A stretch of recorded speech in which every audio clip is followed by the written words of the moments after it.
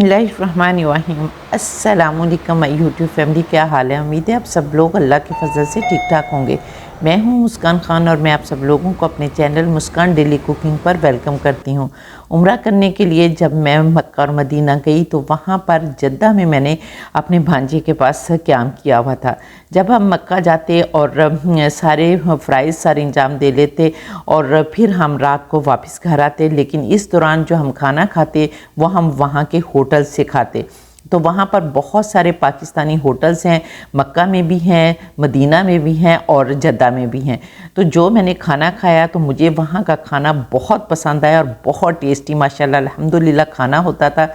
तो मैंने सोचा कि मैं वो रेसिपीज़ जो हैं वो आप लोगों के साथ शेयर करूं, क्योंकि मैंने उसमें से बहुत सारी रेसिपीज़ नोट डाउन कर ली ताकि मैं अपनी यूट्यूब फैमिली के साथ उन रेसिपीज़ को शेयर करूं। तो इन रेसिपीज़ में एक रेसिपी जो थी वो धुआं दही गोश्त की थी, जो कि हमारे कराची में भी बहुत पसंद की जाती है और वहाँ पर भी चूँकि पाकिस्तानी होटल्स थे तो ये रेसिपी बनाई जाती थी।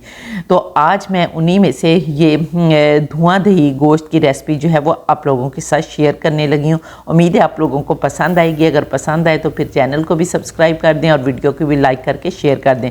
तो चलिए देखते हैं कि इसे कैसे बनाना है। इसके लिए सबसे पहले हम एक मसाला तैयार करते हैं। मसाला बनाने के लिए आपने खाने का चम्मच सूखा साबुत धनिया लेना है, 1 चाय का चम्मच आपने सफ़ेद ज़ीरा लेना है और 1 चाय का चम्मच आपने साबुत काली मिर्च लेनी है। इन सारी चीज़ों को फ्राई पैन में अच्छा सा आपने रोस्ट कर लेना है। बहुत ज़्यादा नहीं भूनना कि इसमें से जलने की जो है वो बू आने लगे, बिल्कुल हल्का सा भूनना है ताकि इसका अरोमा जो है वो रिलीज़ हो जाए और फिर आपने इसको ठंडा करके ग्राइंड करके साइड पर रख लेना है। इसके बाद आपने कुकर लेना है और उसके अंदर आपने हाफ़ कप वेजिटेबल ऑयल डालना है, या आप लोग अपनी मर्ज़ी के मुताबिक घी भी डाल सकते हैं।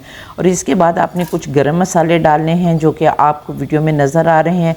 ये सारे गरम मसाले डालें और फिर आपने कुछ सेकंड्स के लिए इन मसालों को अच्छी तरह भूनना है ताकि इनका अरोमा जो है वो ऑयल में अच्छी तरह से आ जाए।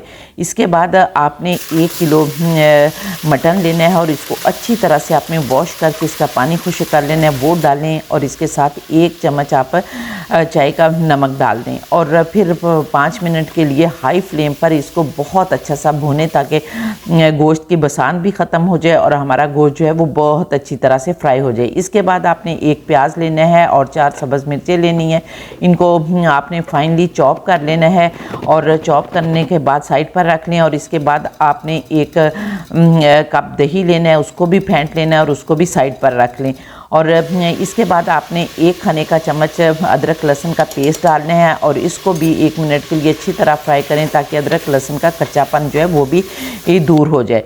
और इसके बाद अब हमने जो प्याज चॉप करके रखे हुए हैं और मिर्चें वो आप डाल दें और इनको डालने के बाद भी आपने 5 मिनट के लिए बहुत अच्छी तरह से इसको भूनना है ताकि हमारे प्याज जो हैं उनका कच्चापन भी दूर हो जाए और वो एक अच्छा सा अरोमा आ जाए। और इसके बाद आपने कुछ गरम मसाले डालने हैं जिसमें आपने 1 टीस्पून हल्दी पाउडर डालना है और हाफ़ टीस्पून क्रश की हुई लाल मिर्च डालनी है। और इसके बाद हमने जो मसाला कूट कर रखा है वो मसाला डाल देना है और हाफ़ टीस्पून आपने इसमें सुरख मिर्च डालनी है। अच्छी तरह से फिर भूनना है और अच्छी तरह से भूनने के बाद फिर हमने जो दही फेंट कर रखा है वो दही आपने इसके अंदर डाल देना है। और दही डालते हुए आपने फ्लेम जो है वो बंद कर लेना है, क्योंकि नहीं तो बाज़ों का दही जो है वो फट जाता है। और दही को डालने के बाद फिर आपने इसमें हाफ़ टीस्पून कश्मीरी लाल मिर्च डालनी है। ये हम कलर के लिए डालेंगे ताकि एक अच्छा सा कलर आ जाए। अगर आप लोग नहीं डालना चाहते तो इसे स्किप भी कर सकते हैं। और फिर आपने इतना भूनना है कि दही का पानी जो है वो खुश्क हो जाए।